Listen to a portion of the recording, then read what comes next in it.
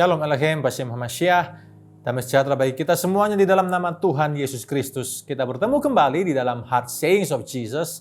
Dan kali ini kita akan membahas salah satu ucapan Yesus yang kadang sulit dipahami, saudara. Dan ucapan itu adalah, sekalipun melihat, tidak melihat. Sekalipun mendengar, tidak mendengar. Sekalipun mendengar pun tidak mengerti.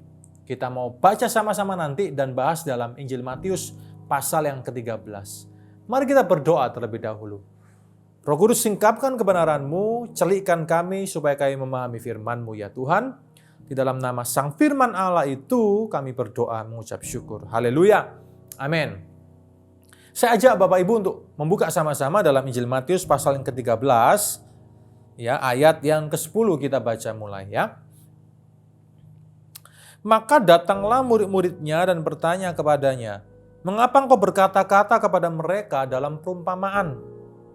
Jawab Yesus, "Kepadamu diberi karunia untuk mengetahui rahasia kerajaan sorga, tetapi kepada mereka tidak. Karena siapa yang mempunyai, kepadanya akan diberi, sehingga ia berkelimpahan, tetapi siapa yang tidak mempunyai, apapun juga yang ada padanya akan diambil daripadanya. Itulah sebabnya aku berkata-kata dalam perumpamaan kepada mereka, karena sekalipun melihat, mereka tidak melihat. Sekalipun mendengar, mereka tidak mendengar dan tidak mengerti. Maka pada mereka genaplah nubuat Yesaya yang berbunyi, kamu akan mendengar dan mendengar namun tidak mengerti. Kamu akan melihat dan melihat namun tidak menanggap. Sebab hati bangsa ini telah menebal dan telinganya berat mendengar. Dan matanya melekat tertutup, supaya jangan mereka melihat dengan matanya, dan mendengar dengan telinganya, dan mengerti dengan hatinya, lalu berbalik, sehingga aku menyembuhkan mereka.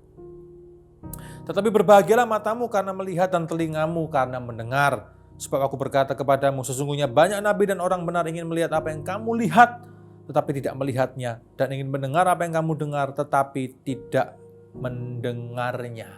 Saudara, ini adalah sebuah kalimat Yesus yang sangat dahsyat sekali. Ya, luar biasa. Ini kalimat yang sangat indah, saudara. Murid-muridnya tanya kepada Yesus, kenapa sih kok ngajar lewat perumpamaan? Ya, kenapa? Langsung aja terus terang. Kan begitu, saudara. Lalu Yesus ngomong seperti ini, kepadamu aku mengajar terus terang, karena kamu mendapat kasih karunia Allah. Ya, mendapat karunia dari sorga. Maksudnya apa? Engkau memahami bahwa aku adalah Mesias yang diutus oleh Allah. Ya, karena engkau mendapat kasih karunia. Kepada murid-muridnya dia berkata seperti itu. Tapi kepada orang banyak ini tidak. Derajat iman mereka berbeda-beda. Kepada jemaat yang banyak follower-follower ini tidak bisa. Harus melalui perumpamaan. Maka dari itu, salah satu teknik dalam mengajar adalah memakai perumpamaan. Dalam berkhotbah pun seperti itu, untuk memudahkan orang untuk memahami maksud yang kita mau sampaikan. Perumpamaan-perumpamaan Yesus sampaikan dengan contoh-contoh yang sudah sangat familiar saat itu. Yaitu lewat apa? Lewat contoh-contoh kehidupan keseharian, dalam perdagangan, pertanian, dan semuanya, saudara. Jadi itu hal-hal yang sudah dekat dengan kehidupan masyarakat, sehingga mereka gampang sekali mengerti yang dimaksudkan oleh Yesus. Ya, demikian juga kita seharusnya memakai contoh-contoh yang bisa dipahami atau yang bisa dimengerti. Jangan malah pakai perumpamaan lewat khotbah atau pengajaran kita, malah semuanya jadi bingung, saudara. Ya, tujuannya tidak tercapai di sana berarti. Dan kita harus memahami budaya berarti. Ya, Yesus paham budaya masyarakat pada waktu itu dan dia gunakan budaya itu untuk memasukkan ajaran-ajarannya bagi mereka. Kenapa, saudara? Karena apa? Sekalipun melihat, ayat 13, ya, mereka tidak melihat. Sekalipun mendengar, mereka tidak dengar dan juga tidak ngerti. Inilah terminologi-terminologi yang sangat indah yang dipakai oleh para rabi Yahudi pada waktu itu untuk mengajar, saudara. Ya, mengapa? Ya, mereka ini loh melihat tapi mereka tidak melihat. Yesus yang bicara mengenai kebutaan rohani. Ya, ketulian dan kebutaan rohani yang sedang dialami secara akut oleh masyarakat pada saat itu.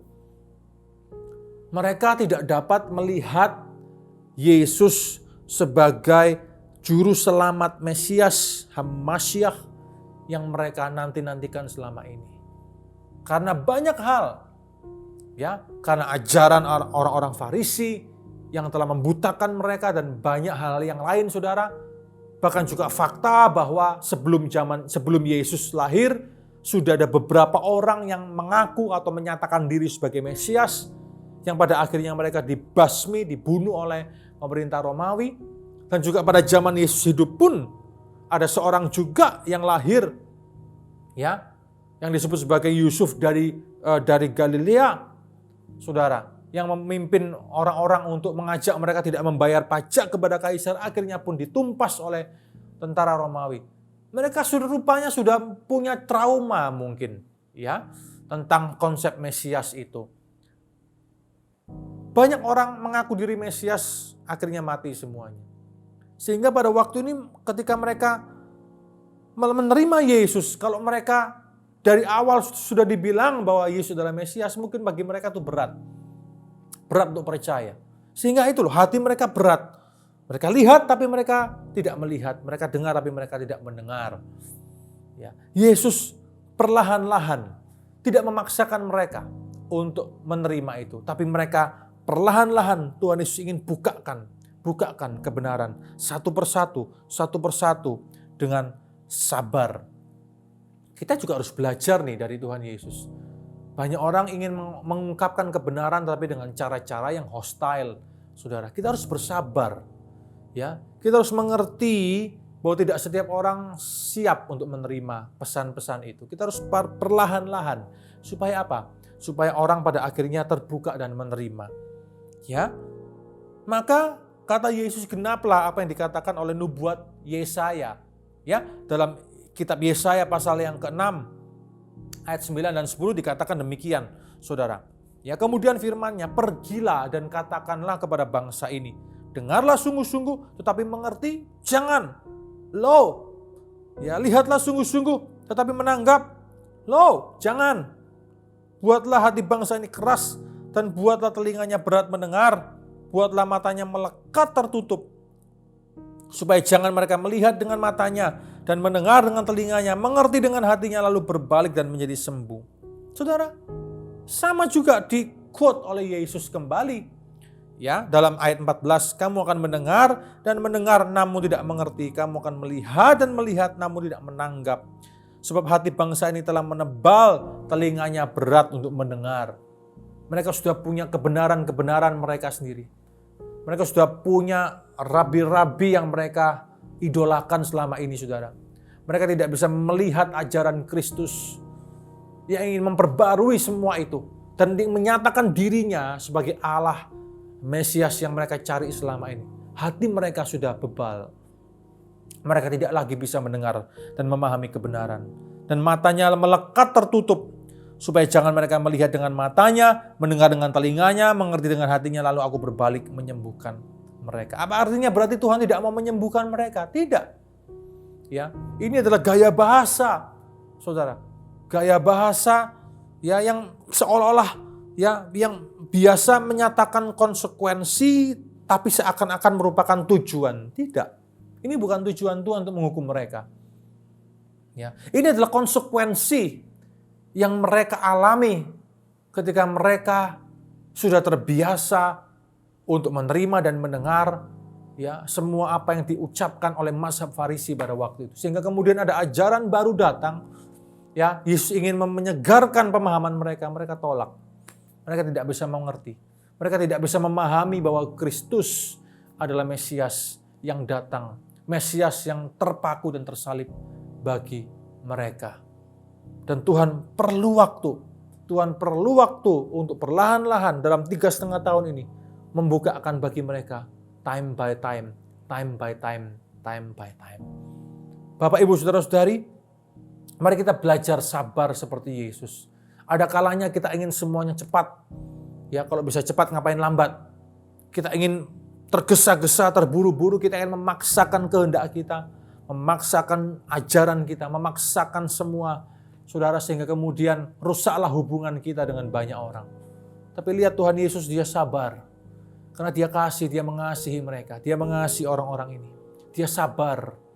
Dia sabar terhadap saudara dan saya. Dia sabar kepada kita, bukan saudara? Dia sabar kepada orang-orang yang belum bertobat hari ini. Bertahun-tahun, puluhan mungkin belasan, dia sabar. Ada waktunya, time by time. Roh Kudus terus bekerja, terus bekerja, terus bekerja, terus bekerja.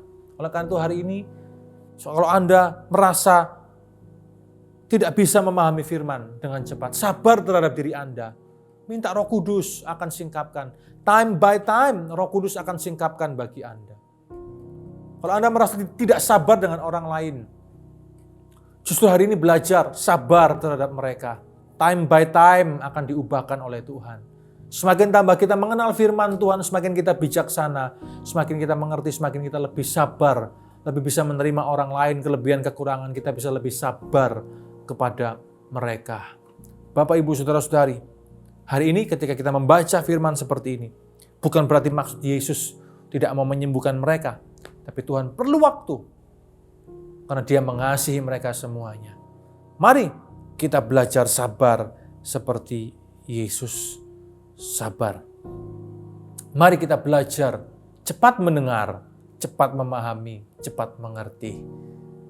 Ya, saudara ya, cepat mendengar firman, cepat menanggap firman, cepat memahami firman, cepat mengerti firman, dan cepat untuk menjadi pelaku-pelaku kebenaran firman Tuhan.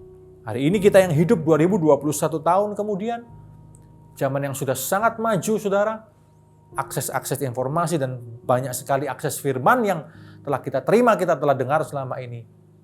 Kita bisa lebih cepat tanggap, lebih cepat paham, lebih cepat mengerti. Dan mari kita lebih cepat melakukan firman Tuhan dalam kehidupan kita. Amin, Bapak Ibu. Puji Tuhan, Anda belajar sesuatu pada saat ini.